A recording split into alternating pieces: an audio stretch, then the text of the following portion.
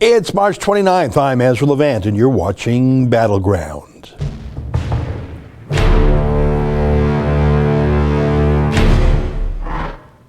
Oh, hey, how you doing? Ezra Levant here. I'm the Rebel Commander here at TheRebel.media. And every Friday, at least when I'm in the city or near a computer, I like to do a 1 hour live chat on YouTube. And I don't think I need to tell you, because I think you've probably been here before. It's a super chat. That's something YouTube invented, a way for people to get their comments put in bright highlighted color, which are impossible to miss. And I see them out of the corner of my eye.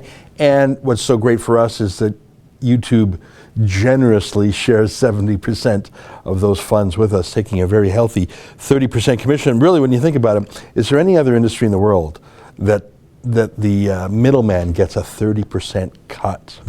I can't imagine, but that's the tech monopolies for you. I should say that I've discovered that Twitter's Periscope has something similar. I think they call it Super Hearts, which sounds very romantic, actually. So maybe we'll have to try that out too. Today there's a number of things I want to talk about. I mean, today is the day that Brexit was supposed to happen. What a mess that is. I'm open to some advice or information from our friends in the UK. I find it boggling. Can we get a picture? I tweeted it yesterday, the video of Theresa May dancing in Africa. Look, if you don't want to let Brits vote in a referendum on leaving the European Union, fine, then don't put the referendum to the people. But the Conservative Party of the UK put the referendum to the people, said they would respect it, voted to respect it, set up the whole system. 17.4 million Brits voted to get out of the EU, and for my friends on this side of the pond, just think of a United Nations that actually passes laws that are binding. Like that, I mean, we laugh at the United Nations because it's just a bunch of corrupt third world kleptocrats, but imagine if the United Nations passed laws and those laws became the law in America, in Canada. We'd go nuts. Well, that's how the UK feels. They are outvoted any time by France, Germany, whatever, and a vast majority of laws in the United Kingdom were not even written or approved by the United Kingdom. They were written in Brussels, Belgium. Very, very infuriating. My point is, it was the Conservative Party that put a Brexit referendum to the people 2 years ago, more than 2 years ago. It was in 2016. It was before Trump even became president. If you didn't mean it, don't do it. And they've been delaying and obfuscating for more than 2 years, and they're just not going to do it. And let me show you Theresa May, the Prime Minister of the United Kingdom, the leader of the Conservative Party. This is how I'll always remember her. Take a look.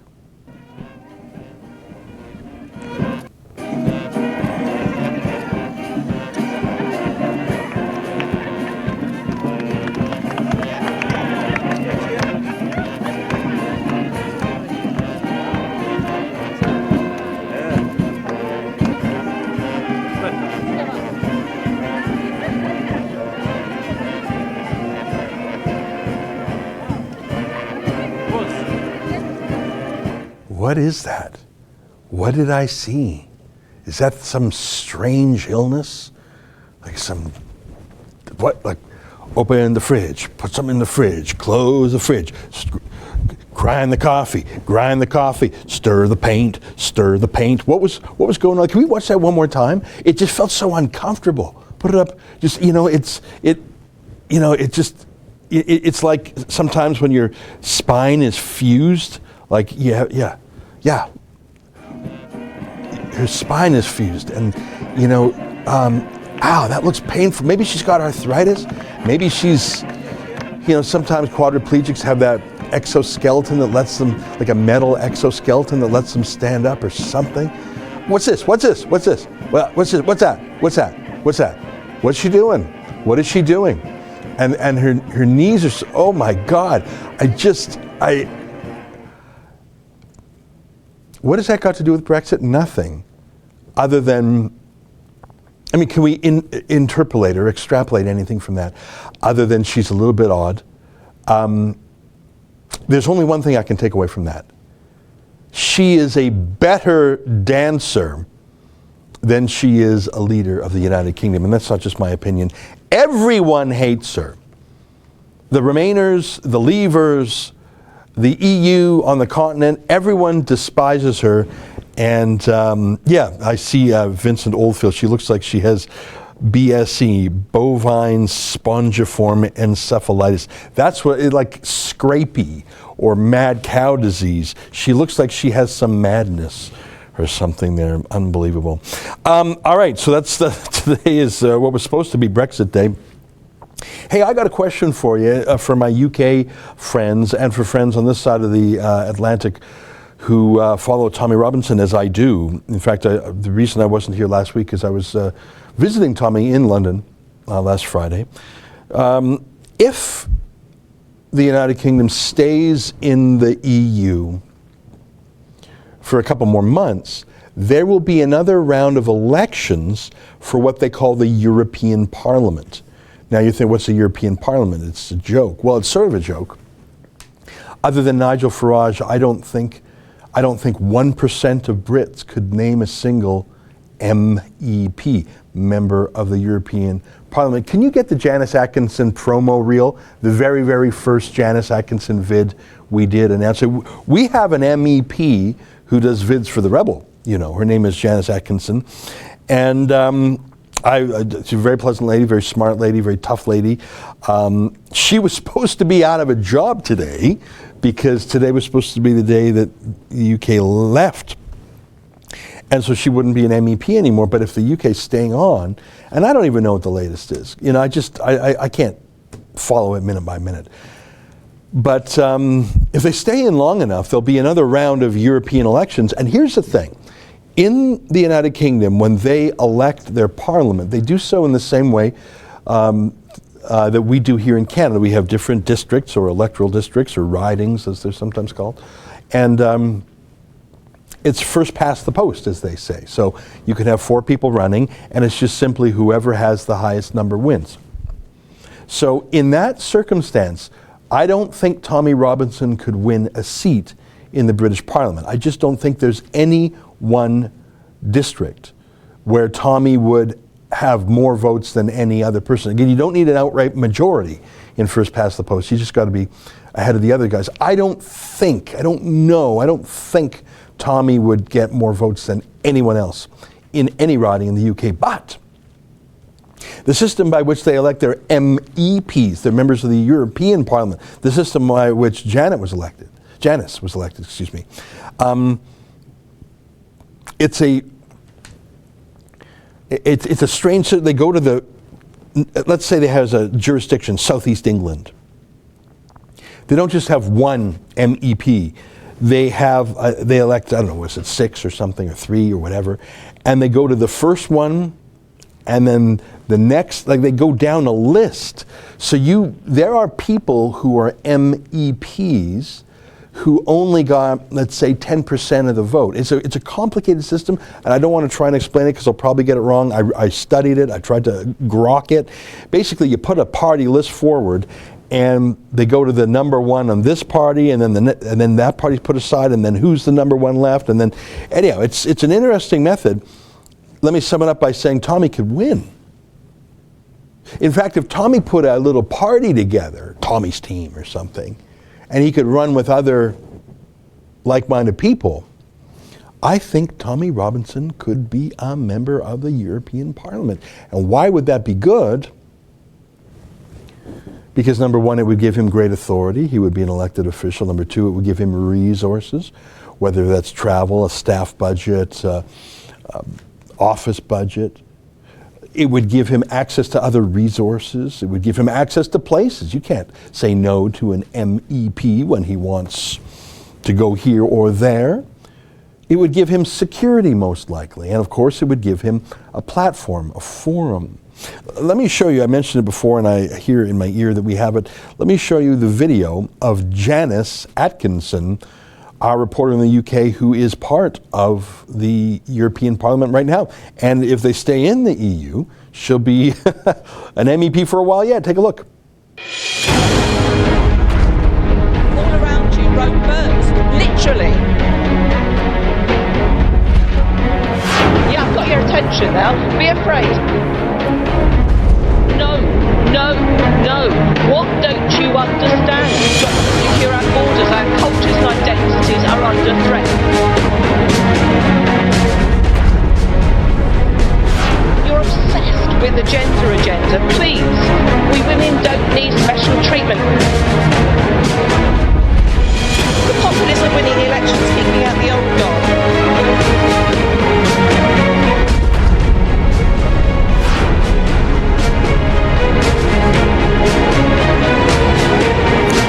That's Janice Atkinson. So she does reports for us. We sort of thought today would be her last day as an MEP, but look, I don't know the latest up to the second, but I think she's going to be an MEP for a while longer. I would absolutely support Tommy as an MEP. I think that would be very exciting. But that's just a lot of throat clearing on my part. I have other things I want to show you. And back to this side of the aisle, this side of the Atlantic. I want to show you Justin Trudeau, who just a few months ago was impervious to opposition. Because he had this saying, sunny ways. Just smile and wave, take selfies, don't get into the weeds on any issue, just come across as nice and let the meanies in the Conservative Party talk about substance. No one cares anyways. My colleague Sheila Gunn-Reid calls him Baron von Novelty Socks, which I think is hilarious. Because his shtick is, look at my socks, look at my socks. Can we get the picture of him showing Angela Merkel the socks? I mean, I think it's funny if a man of substance and importance has cool socks. I think that's a funny thing that you notice once, you remark on once, and then it should really never come up again. And then once in a while it's an answer to a trivia question. But with Justin Trudeau, his fancy socks, his novelty socks, and they're of the strangest variety. See, here he is, meeting with that lady in the peach-colored jacket. You may be able to identify her, even though she's not looking in the camera. That is Angela Merkel. She's the Chancellor of Germany, the longest-serving European leader, perhaps the most important European leader, certainly on the continent, biggest economy. She's the one who set immigration policy for the whole continent. She has a lot of things to say about the EU. Justin Trudeau goes to meet Angela Merkel, who I don't think I've ever seen Angela Merkel laugh in her life. I don't think her temperament is one to tell jokes. I don't think she's capable of it. And I don't think that's a flaw, by the way. She has other numerous flaws, but the fact that she's as serious as a heart attack, in my mind, is not a flaw. And Justin Trudeau, hey, excuse me, hey, Angela, hi, it's me, Justin Trudeau, hi from Canada, hey, it's me from Canada, hey, can I show you something? Hey, Angela, can I show you something? Look at my socks. Hey, do you see that? Hey, no, seriously. No, come on, seriously. No, come back here. No. No, it's great. No. Hey, look at my socks. Hey, everybody. Did you see that group of people? So they're all looking at his socks. Let's say you were at a business event or anything that wasn't like a lighthearted social event. That's not a lighthearted social event. I don't know if it was at a NATO meeting or some G7 summit. If you went to do some important deal, if you went, I'm not talking about a funeral, but if you went to a serious matter and someone who's supposedly a principal, a frontline guy, a leader of a 35 million person country like that, hey, can I share my sock? Yeah, man, well, we were going to talk about the economy and we were going to talk about fighting terrorism and we were, they were probably going to talk about global warming, they were probably going to talk about taxes, they're probably going to talk about how to handle Russia, how to handle ISIS. There's probably how to handle China, trade deal. There's a lot of things to talk about. And the shiny pony said, hey, I want to show you my socks. Are you like a special ed kid that like this is your lucky socks or something and we all have to pretend that, yeah, that's really cute. That's Justin Trudeau. And that seemed to work for 3 years. I don't think it actually worked on most Canadians, but it certainly worked on the media. But the shine started coming off. The Teflon started eroding 2 months ago, 2.5 months ago. Not quite 2 months ago. When the Globe and Mail, national newspaper here in Canada, revealed that Trudeau fired his Attorney General because she wouldn't drop a criminal prosecution against SNC-Lavalin, a corrupt engineering company based in his hometown of Montreal. And he and his staff pressured her 20 times, 10 meetings, 10 phone calls, and a bunch of emails and texts on top of that, to drop the criminal prosecution of his buddies. And she just wouldn't. And in fact, today, can you find that CBC story just today I just saw it, that she apparently recorded a call. She recorded a phone call with Trudeau. That is heavy. That's just breaking today. So they were trying to pressure this justice minister, this attorney general, to drop the criminal charge. And that's like saying, hey, my buddy Al Capone, yeah, look at this. Wilson Raybould recorded conversations as she faced pressure over SNC Lavalin file.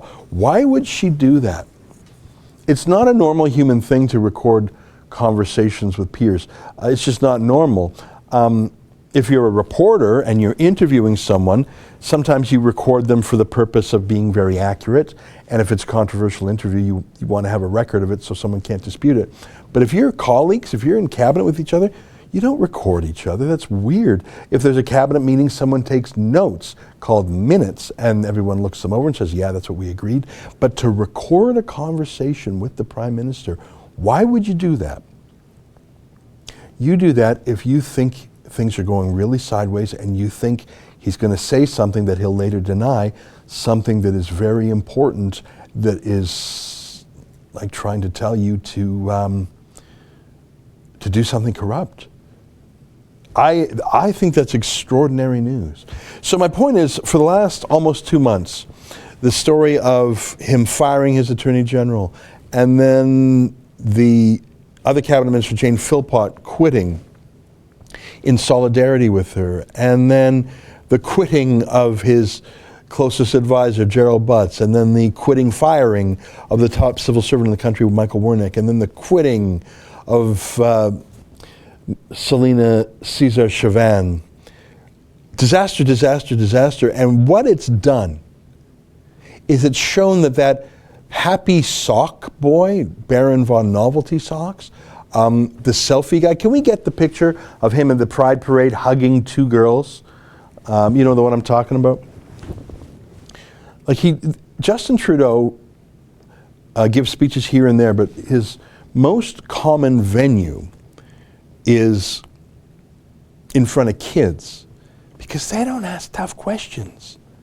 And he can say his banalities about, we're for Canadians in the middle class and those working hard to join it, and we believe in climate action. Look at this, look at this, look at this. So that's Justin Trudeau, a married man, at a pride parade with two girls. I'm going to say the one on the left, just given the size of that tat. I'm guessing she's in her 20s. The one on the right, wouldn't surprise me if she's a teenager. That's not just an arm hug, that's an arm and leg hug. That's your Prime Minister, and that's his safe space. Probably not safe for those girls. Can we get the picture of him with the topless girl? It's a little bit harder to find. He goes to these pride parades and he loves taking pictures with naked or half-naked women, actually. I can imagine, and can you also, while you're at it, call up the Jian Ghomeshi Tout le monde en parle, where his wife talks about a threesome with Jian Ghomeshi. Do you know the one I'm talking about? So he's got this frisson of sexuality, always inappropriate. Is that appropriate for any grown man in his 40s who's married to do? The whole thing. Is it appropriate for a grown man married to hug in what can only be called a full body contact? Like, it's one thing to hug someone with your arms, but to hug them with your arms and your legs, is that appropriate for a grown man to do? Well, here's another shot. Here's another picture. Now it's blurred a little bit. At another pride parade, I don't want to get too forensic here, but I think the lad might actually be aroused. Sorry to say it. Sorry to point that out. I think he's a little bit excited about posing next to a girl who can't be older than 20, naked. She's half naked, and the Prime Minister of the country thinks that's just cool, and a quick inspection of his pants says he's cool and hot at the same time. And he's just a dirty, I'm not going to say dirty old man, he's just a dirty middle-aged man. Will you agree with me on that? But my point is, this was all sort of cool. Hey guys, this is really cool. Did you see my socks? Anybody want a selfie? Especially girls. hey girls. So that started falling apart when he fired his female attorney general, and another female, namely Jane Philpott, quit, and then another female of color, Selena Caesar-Chauvin, quit, and it's just the Teflon's come off. So that same old BS, it's not clicking anymore. I see a super chat there. Proud Boys Calgary says, feminist Trudeau, the lady doth protest too much, methinks. Queen Gertrude in Hamlet, Shakespeare was indeed the master wordsmith. That's exactly it about male feminists. They protest too much. You know what that means, eh? Another way of saying that is you're a heat bag. It's like a friend of mine used to say, when you're crossing the border between Canada and the US, you have a quick chat with the border security. And if you're cool, you just go through and say, hey there, yeah, nothing. Or you even say, yeah, I bought $20 worth of stuff. Here's my receipts. Do you want me to pay HST on it? Whatever. If you're stressed, if you got something on your mind, you say, hey officer, yeah, no, we have, without even being asked, yeah, no, we haven't been smoking marijuana. Hey officer, no, we definitely don't have any marijuana on us. And yeah, officer, no way, say no to drugs, okay? Like if you're running a little hot like that, if you're a heat bag, yeah, no one brought up marijuana, guys, but it sure is on your mind. Why don't you pull the car over and we'll just take a look through your stuff for a sec. That's what a male feminist is. That's the allusion to she doth protest too much. The lady doth protest too much. Justin Trudeau, always talking about being a feminist. Normal people don't do that. Hey guys, you know I'm a feminist? Do we have the Jean Gameshi tout le monde en parle? No. If you just Google TLMEP, Trudeau Gomeshi. I bet it'll show up on. Oh, okay. Anyway, so Justin, I'm going to call for the Aboriginal clip in a moment. So Justin Trudeau was at a fundraiser. I think it was in Halifax at $1,500 a pop. That's a big fundraiser in Canada. I know they do it much bigger in the States. So $1,500 a pop to listen to Trudeau, and I've listened to a lot of his speeches. They're pretty empty. Like I say, he specializes in talking to kids. He really doesn't change his script when he talks to grown-ups. I could probably give a full Trudeau speech right now. Trudeau speeches are never very long. They're only about 15 minutes most. He talks about fighting hard for the middle class and those working hard to join it. He talks about climate action. He talks about how diversity is our strength. And that's pretty much about it. The lad doesn't have a bigger repertoire than that. So I don't know why anyone would pay $1,500 to go hear a Trudeau speech at a fundraiser other than for access. So some Aboriginal activists from an Indian band in Western Ontario called Grassy Narrows. It's a small Indian band, and only about 950 folks live on the reserve. And the thing is, this reserve has mercury poisoning because there was some old mill upriver. And this mercury poisoning is a terrible, terrible thing. And it's called Minamata disease, named after a city in Japan where it was really studied. So they've got this Minamata. He's like, it's terrible, God forbid. You should never wish mercury poisoning even on your enemies. It's the worst. And it's so sad. And Trudeau, 2 years ago, actually with Jane Philpott, one of the cabinet ministers who quit, promised to build sort of something called a Mercury House, a place to really help the families, help them heal. So good, he said he would do something, but that was 2 years ago, and they haven't done it. He just hasn't done it. So 1 or 2 or 3, I'm not quite sure, people from that dirt poor Indian reserve, Grassy Narrows, bought tickets to this $1,500 Chopin broccoli. Do you think Trudeau will actually be removed? I'll get to that, Chopin, thank you.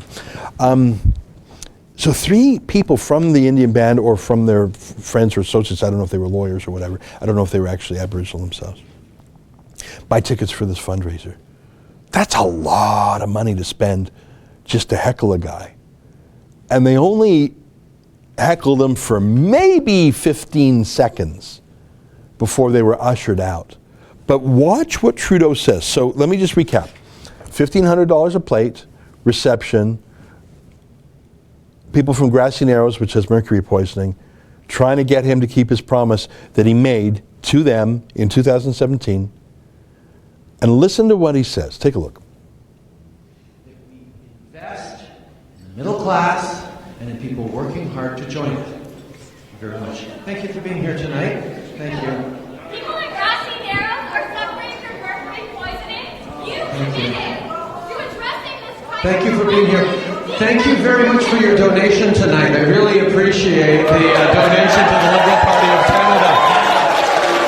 And as we know, the Liberal Party is filled with different perspectives and different opinions, and we respect them all, and our commitment to reconciliation continues to be strong and committed, and we will continue to engage. Thank you, sir, for your donation to the Liberal Party of Canada. I really appreciate you being here tonight. Thank you for being here.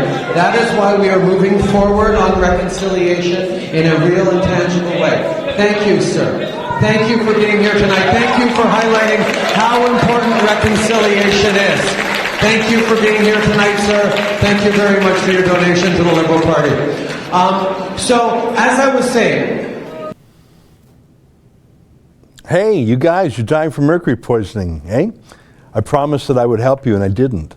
So you took what few dollars you have in the band, and you paid $1,500 to come to talk to me, and I'm getting my staff to get you out of there. They weren't violent. They were a little disruptive, sure, but they paid their $1,500. Thank you. Thank you for paying money. Thank you for your donation. Thank you for your donation. And while he's shooing them out, he's actually saying to them, we believe in an array of opinions, but not, while he's kicking them out, he's lying to them. We believe in a diversity of opinions. While he's kicking them out, he's lying to them. While he's obviously upset with them, he's saying thank you to them. He's lying to them. They want money for mercury treatment. And he's saying thank you for your money that you've given to me for the Liberal Party. And the crowd cheered, which is so gross. But what I found just so funny, I talked about this the other day on the show, is that he's using those lines to them as attacks, as insults, as sneers, as mockery. But those are the same lines he says to everybody when he's pretending he likes them. So he will go on to say to the remaining people in the room, thank you for supporting the Liberal Party. We believe in a diverse point of view. We believe in reconciliation with Aboriginal peoples, or whatever he said. So he just sort of said the lies. The lies. Anyhow, my point is that was such a disaster. He actually gave the closest thing I've ever seen him give to an apology, which is very rare. Just unbelievable. The shine is coming off. And I showed you a moment ago those the news that Jody Wilson-Raybould actually recorded some of her calls. That's stunning. That shows how panicked she was about the way things, I mean, in my entire life, I mean, I'm a journalist, so sometimes I record phone calls when I do an interview. But to record someone because you think a fight is coming is such an extreme move. And that's what one cabinet minister did to the prime minister? Holy moly. I think the worst is still to come. Anyhow, I hear in my ear that we have that clip of Trudeau and Jean Ghomeshi. Oh, I think I missed a super chat. Let me go there. TJ, Ezra, happy 4th season. Here's $20 for your next Alberta elections billboard lawsuit, and also inevitably for a future federal election billboard lawsuit too. That is so funny that you say that. Curious looking inside. Much support for what you're doing. Hey, thanks very much. You know what? Oh, and we got Proud Boys Calgary, Feminist Trudeau. Yeah, I already read that one. Justin, when we're done this, I'm going to refer to the Elections Canada apologies, okay? Proud Boys Calgary mentioned Gertrude from, I think that was from Hamlet. And it's been a while since I read Hamlet, but anyway, I will get into Hamlet. We don't have time. But a male feminist, when you see a male feminist, it sometimes works on women. Can we also get the Rosie Barton love one that we used in the monologue? Thanks. maybe we'll even start with that if you could find that one. Thanks. You know male feminists, of course you do.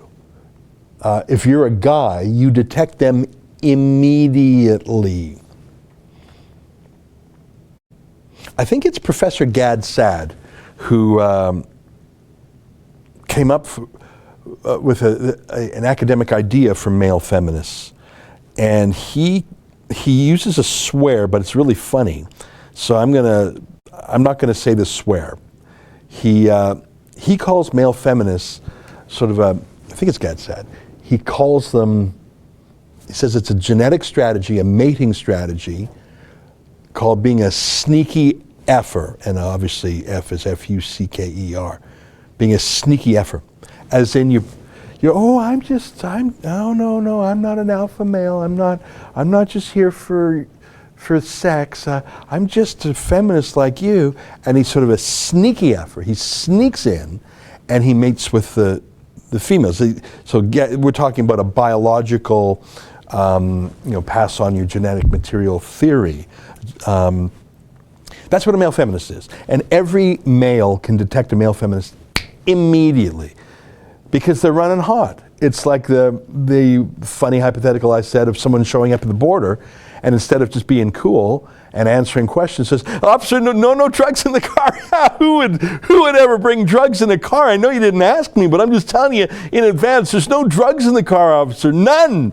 And no alcohol in the back seat either. Did I say the back seat? Anywhere. Like, if you're running that hot, that's what a male feminist is. And every guy can detect it. And it's someone who's a sneaky effer, who's doing that as a trick to entrap women. Jian Ghomeshi, a friend of Justin Trudeau's, actually was a guy who took women's studies in college. What guy takes women's studies? No real guy does that, except if you want to be surrounded by women. Now, I suppose a typical fella isn't interested in many of the kind of women that would be in a women's studies class. But either Jean Ghomeshi wasn't particularly picky, or if he said, well, if there's going to be 100 women in this big classroom and only one guy, moi, I could have my pick of the litter. And indeed he did. He portrayed himself as a super feminist, male feminist, but of course it turned out that he was an abusive, not a rapist, but he would physically smash the women he was with. And he would say, "Oh, that's just 50 Shades of Grey, ladies." A couple more super tweets. Where do I put my vote, Scheer or Mad Max? I would prefer Max, but I do not want to split the vote. Well, that's a tough question right there, isn't it? I don't know if there's any riding in the country where the People's Party would come ahead of the Conservatives. But if you're in a riding where neither party where the Conservatives don't look like they are going to win, why not vote with your heart? But if you're in a riding that's close and the Conservatives have a chance, I think it does make sense to support the Conservatives. TJ says, and here's exactly $10 for your new hip talent, Miles McInnes. Yeah, thanks very much. Anyway, let me get back to Jian Ghomeshi. I want to show you. I'll start with Rosemary Barton. There is one group upon which male feminist works. Men can detect a male feminist immediately because he's a scammer, he's a schemer, he's gross, he's a trickster, he's a sneaky effer. But some women, especially lonely women, they fall for the male feminist. And I want to show you an interview by Rosemary Barton, who's a lonely woman of a certain age in Ottawa. She is a journalist at CBC's The National. And she had an interview with Justin Trudeau, male feminist. And we've taken the words out and we've put a love song behind it. But this is the target market for male feminists. Take a look at this journalist. Is this an interview or is this an episode of The Bachelorette? Is this an interview or is this a Tinder date? Take a look. If you could do any other job and you have to answer, what would it be? I'd be a school teacher. I knew you were going to say that. No, like aspirational. But it's what I am. Aspirational. Something you haven't done. No, it'd be that. It'd be maybe running a school. Something at the UN, something at the... Oh no, if once I'm done politics, I'm done politics. Last book you've read or the book you're reading? Just finished the Patch, which was Chris Turner's history of the oil patch. But I'm also about to start the new Ken Follett, the third book that is the sequel to Pillars of the Earth. That's your nerdy side. That's my. Your sci-fi nerdy side. No, it's not sci-fi.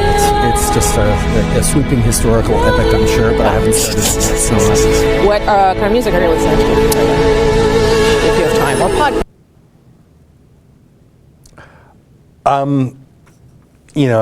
I'm not single. It's been a while since I've been single, but that is exactly how a first date goes. Hey, what kind of music are you listening to? You reading any books lately? If you had a dream job, what would it be? Let's walk together through the snow. Maybe we won't hold hands yet, but I hope the date ends when we're holding hands. That was not an interview, that was a date.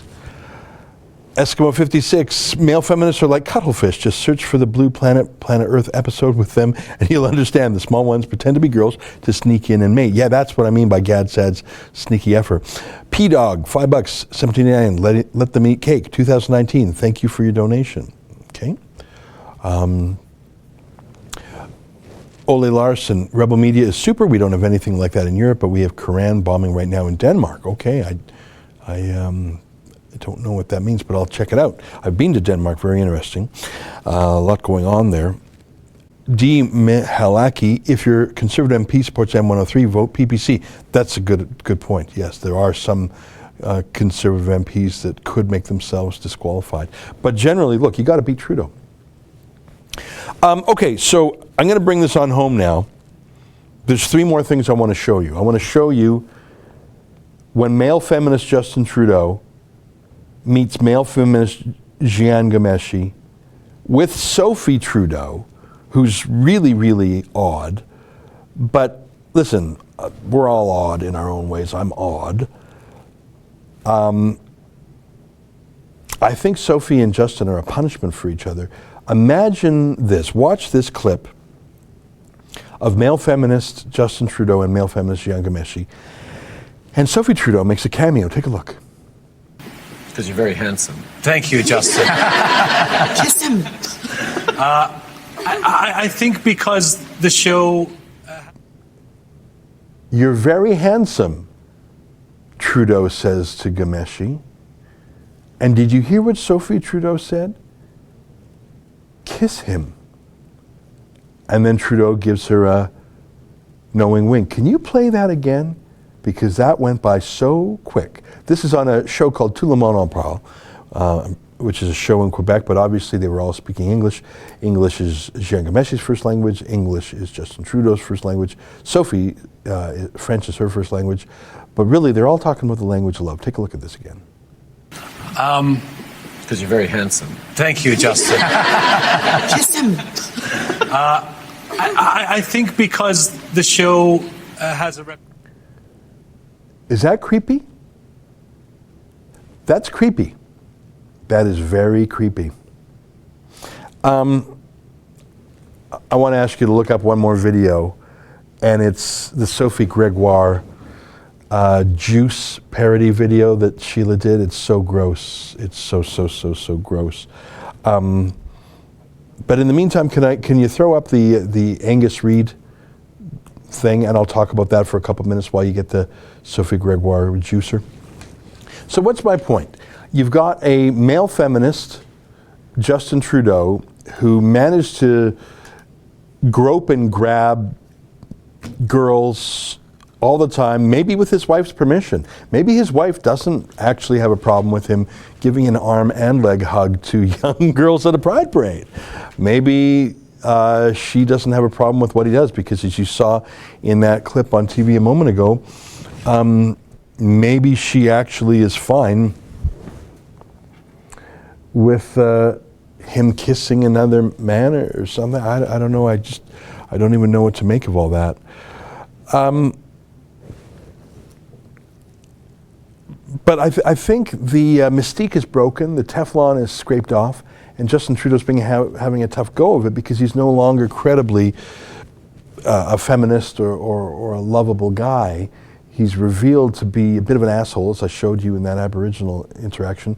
But look at this new poll from Angus Reid. Show me the gender breakdown. Leave this on here, and if you want to grab that, Sophie, yeah, thanks. So this is a new poll, massive sample size, 5,289 people in this poll. As people who know polls will understand, that is an enormous sample size, which means it's quite likely an accurate poll. So you can see on the left that the Conservatives lead the Liberals 37% to 28%. That's a pretty good lead. But look at in the middle there, men. Almost half the men in Canada are ready to vote Conservative, 46%. There was a question earlier about the People's Party of Canada. 5% of men are ready for that. 5% of men are going to vote for the Bloc Québécois. Remember, that's just in one province, so that's 20% in Quebec. 6% of men would consider voting for the Green Party. Could be. Those are the male feminists. 12% of men say they would vote for the New Democrats. Those are probably Black Lives Matter activists, environmental extremists, other identity grievance groups. Only 25% of men in Canada would vote for the Liberal Party. 25%? That is so low.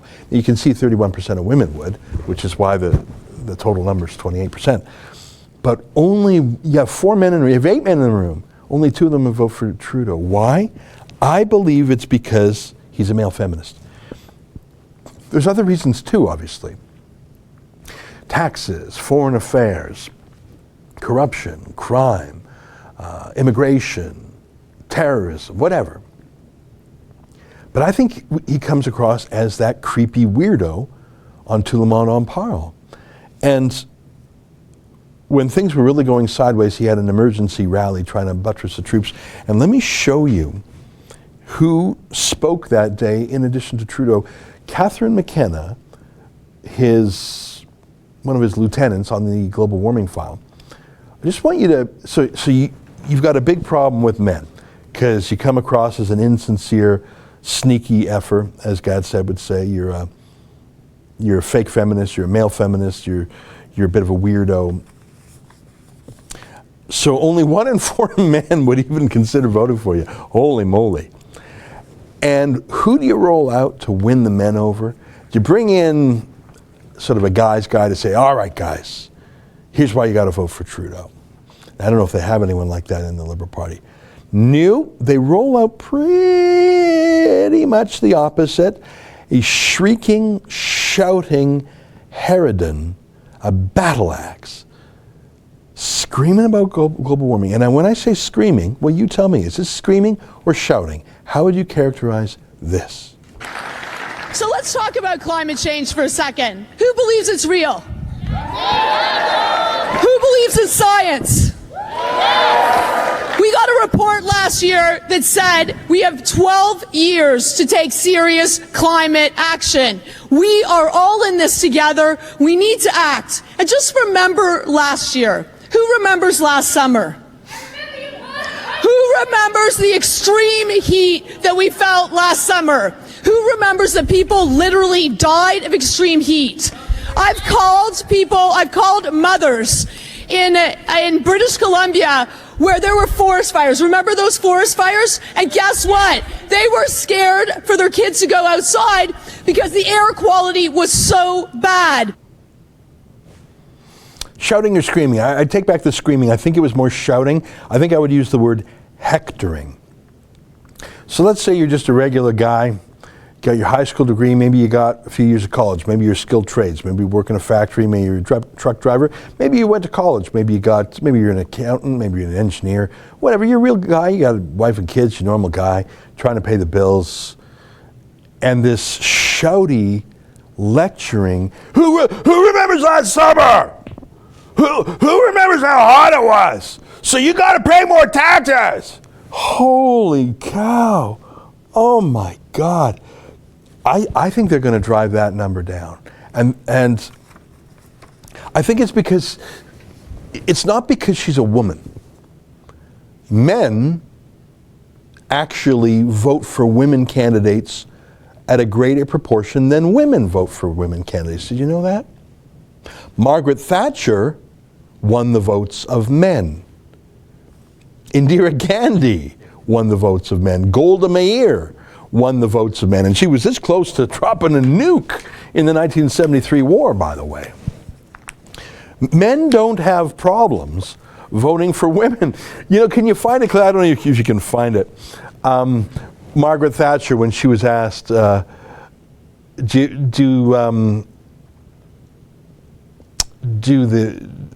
know how you even Google it. She was asked by a reporter, do any reporters go easy on you because you're a woman? And she said, no, and I don't go easy on the men. I don't even know how to find that. I'm obviously not remembering it very well. But the point is, Margaret Thatcher was the Iron Lady. Emphasis on the Thatcher, go easy because she's a woman. I'm going to see if I can find that clip. I can't find it. Sorry about that. I can't even remember the exact wording. I'm trying to make the case that there are tough as nails women out there that don't shriek and hector and cajole and just, there are tough as nails women out there who compel people to support them regardless. And the whole fake feminism thing, I think it can be powerful if it comes across as progressive and helpful and positive, but I think it's being revealed in Trudeau to be a bit of a false front, just like his false front of Aboriginal support. I just really think so. All right, it's 12:47. Let's see if there's any more super chats. Craig McDonald, Shrieking Harpy, Proud Boys Calgary, Climate Barbie was Alexandria Ocasio-Cortez before AOC was AOC. That's right. Just incredible. Okay, we've got a few minutes left. Oh, I want to show you one last thing. And you're probably saying, Ezra, what are you doing? What are you doing here? What's your point? My point is, I think that the wheels are coming off the bus for Justin Trudeau. And things that the media have been ignoring for years, they're finally focusing on because they've become disillusioned. They were entranced, and I think that's over now. I got a question for you. I want to show you a video by Sophie Gregoire Trudeau. Now, I should tell you right now, I know that this is a joke.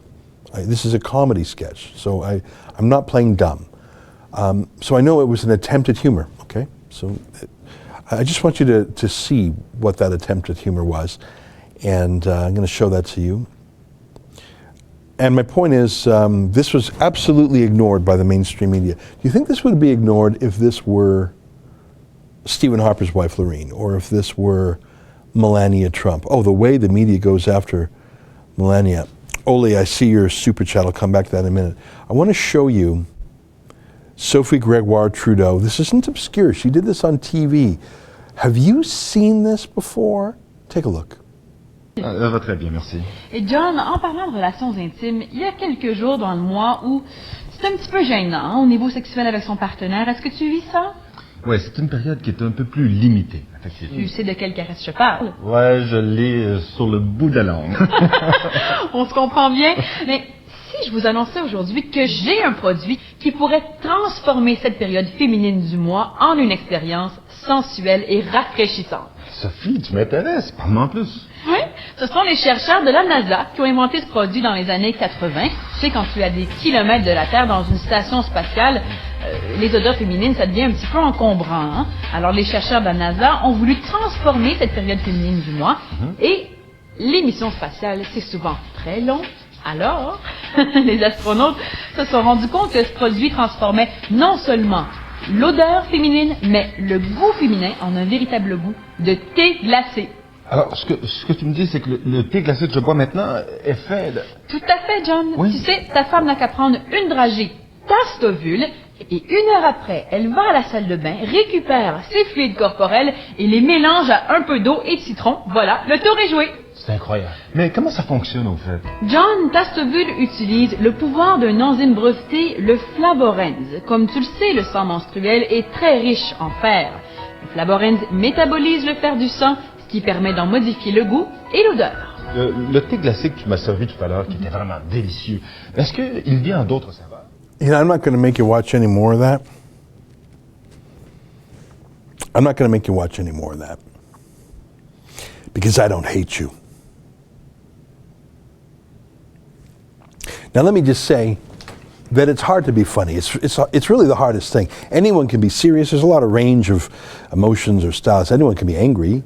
Anyone can be noisy. But being funny is the hardest of all. It's so hard to be funny. And she failed, but no one was there to say, no, this is not a good idea. This is just, don't do it. No, she didn't have any friends. Just the whole team said, yeah, that's really good. Okay, so it happened. Do you think of Melania Trump? That's Justin Trudeau's wife, in case you missed the point.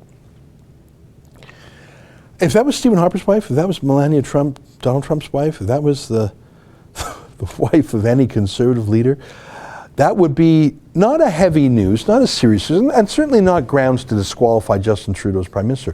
What does a bizarre, super gross comedy sketch by his wife, I don't even think they were married by then, maybe they were. That's got nothing to do with him running the country, does it? No. But half the criticisms of Melania or Lorraine Harper have nothing to do with their husbands either. It's just the political culture. You mock, you deride. I mean, how many times has Barron Trump been mocked by journalists? I bet you've never seen that video before. But if that were done by Melania, if Melania had done that, do you doubt you would have seen that 1,000 times? That is so gross. Which is grosser? Can we get the tout le monde en parle again? Which is grosser? That Tasteville, I don't even want to describe it, I don't want to use the words, was that grosser, which was a comedy sketch, or was this grosser? Well, we don't quite have it teed up. See, the comedy sketch we know was an attempt at humor, it failed. It's just really lame. And I guess even my bigger point is the media just pretended it didn't happen. But which is grosser? A bad joke that lands poorly, all right, we all make those, or what she seriously said to her husband on live TV on a political talk show about Jian Ghomeshi. Just, I mean, we still, yeah, go ahead, play it. Very generous, too. Because you're very handsome. Thank you, Justin. Kiss him. I think because the show has a reputation. Yeah, I think the kiss him is actually a little bit grosser. Let's end on a positive note, though, because the lady can sing. And can we call up not just the raw one, but the Gavin McInnes version?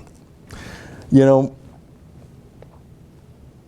Sophie Trudeau is high maintenance. And I don't say that and it's anything other than an observation.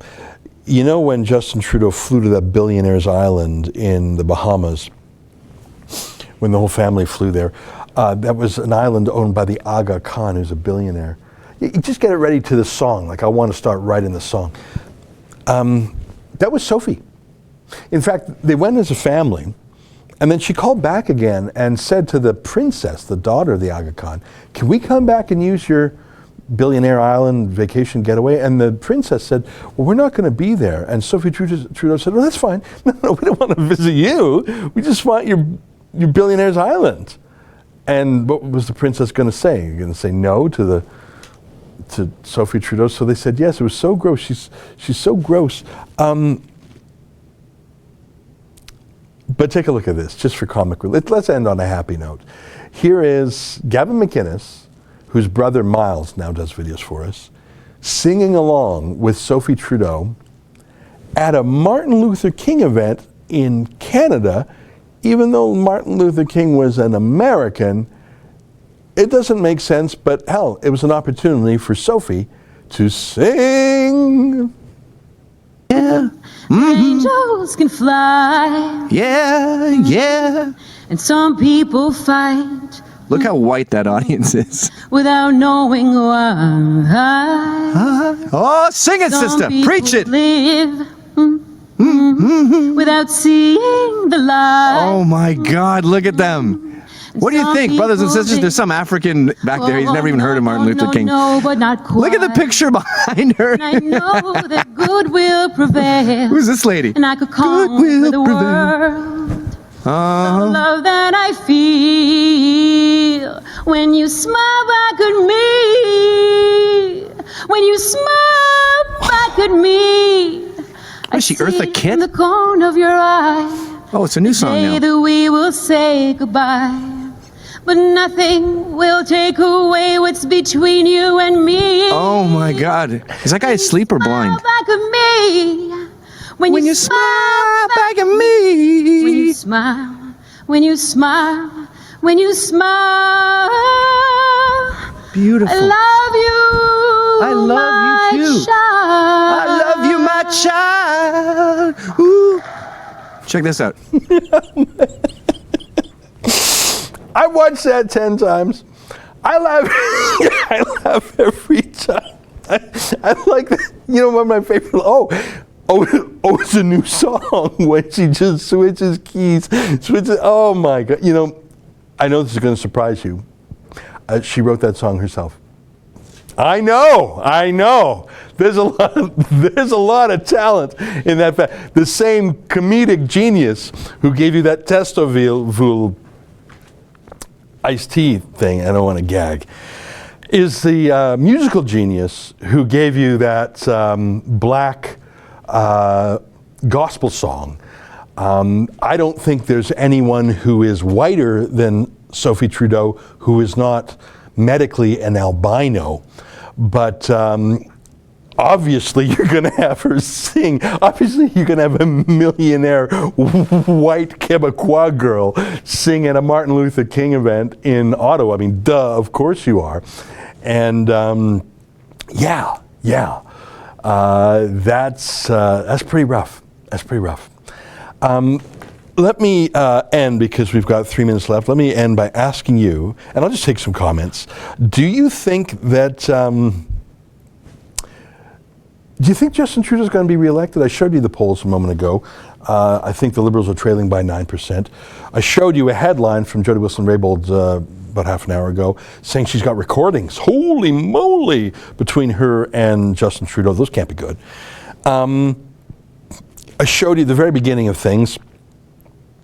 Trudeau losing his temper with some Aboriginal activists who were just asking for, can we get some help because we got mercury poisoning? I see a note that someone says I missed some super chats. I'm going up to see if I can catch them. I'm sorry if I missed them. I'll see if we can find one. Anyways, so who thinks that Trudeau will pull it out of the fire? I mean, look, at the end of the day, I think it comes down to the state broadcaster in Canada, the CBC, which is larger than all other news media in Canada combined. I think they're going to censor social media. They've basically said so already. Facebook, Twitter, YouTube, they're going to what they can't control positively through what they propagandize in the media, they will silence in social media, I believe. And all the fancy people will be pressed into bending the knee to Trudeau. I wonder if that's strong enough. I wonder if sending out Catherine McKenna to hector men into not driving or whatever she's going to do, I wonder if that'll work. Maybe. A lot can happen in the course of a year, and we have less than a year to the election. All right, well, I don't see any super chats that I've missed, and if I have missed them, please accept my apology. It's 1 o'clock on the nose. That's our show for today. At 8 p.m., I'll have my regular show, which is behind a paywall, I would encourage you to consider subscribing to it. It's $8 a month, and I go really deep on the news of the day, and I have an interesting guest every day. So that's coming up tonight at 8 p.m. Eastern. But until next time, on behalf of all of us here at Rebel World Headquarters, I see P-Dog saying another scandal growing as well. We'll have to talk about that another day. Till next time, keep fighting for freedom.